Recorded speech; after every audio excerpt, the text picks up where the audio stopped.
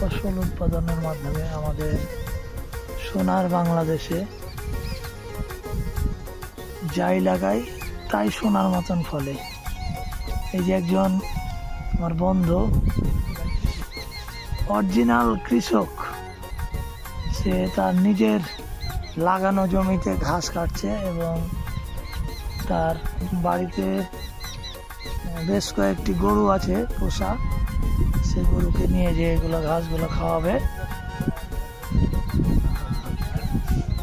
আর এই সাইডে তার ভুট্টার বই, সে বিশাল ভুট্টার বই চাষ করেছে। ছোটবেলায় আমরা এইটা আসলে সিঙ্গারা বলতাম, আবার আগর বলতাম। এই ফলটা আমরা প্রায় সবাই পরিচিত। নদীর আশেপাশে আগাছা হয়ে অনেক জন্ম নেয় এটা। আর নদীতে প্রচুর কচুরিপানা, একদম মানে বোঝার উপায় নাই যে আসলে এটা নদী না আসলে কচুরিপানার